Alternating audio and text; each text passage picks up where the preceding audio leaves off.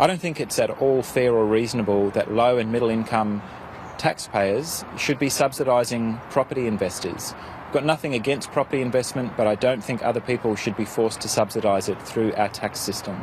Negative gearing is something that has been proposed to be removed in one form or another for many, many years, and we're acting on the advice of pretty senior economists, advocates, groups like ACOS, National Shelter and many others, who have been saying for years that negative gearing distorts our property market and it really privileges investors and prices first home buyers out of the market.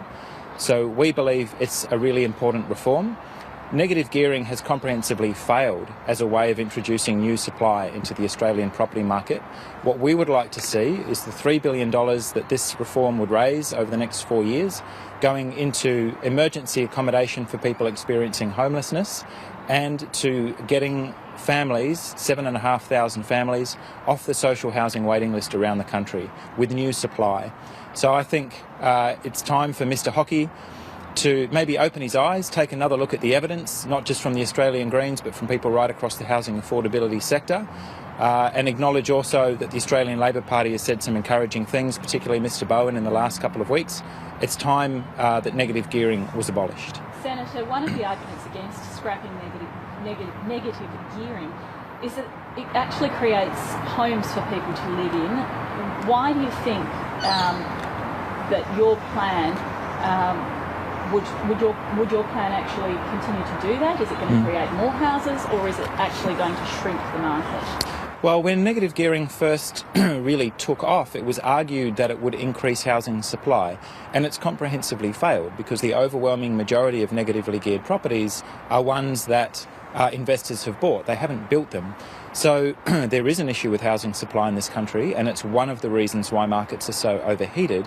We think that a better use of taxpayers' money than people subsidising property investors is to simply build new housing. So we propose housing stock for people experiencing homelessness. We believe within 5 years, by 2020, we've costed that you could actually house every rough sleeper in the country. That's 7,000 dwellings.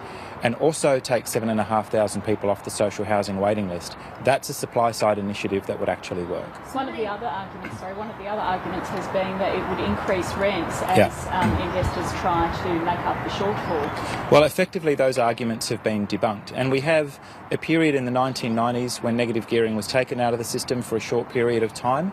And the mythology really is that it increased rents, and of course it did no such thing. Rents were going up in Sydney and Perth because of very, very low rental vacancy rates. They stayed flat in Melbourne, they actually went down in Brisbane. So we think the evidence is overwhelmingly in favour of scrapping negative gearing. Was that in the 80s under Labor? It was under Keating. So many mum and dad investors have made their wealth through negative gearing. Do you think the two major parties would be slightly hesitant to change anything to do with negative gearing because of the reaction they'll get from the public? Look, we've got no problem at all with property investment. It's just that people shouldn't be forced to subsidise it through their taxes. That's one of the reasons that we've proposed grandfathering arrangements, which say, effective the 1st of July, we think negative gearing should stop, but we're not going to penalise people who've already structured their financial affairs that way. Have you actually done any economic modelling on what impact your plan would actually have taking up negative gearing? Well, yeah, we have. So the Parliamentary Budget Office has modelled how much revenue you could raise, and they've modelled behavioural change for sort of the first 10 years of a scheme that assumes that the tax concession gradually unwinds over a period of 10 years or so. So what they estimated was that over a 10-year period it actually raises $42 billion. Now that can go back into hospitals and schools. Crucially, we believe it should go back into housing affordability.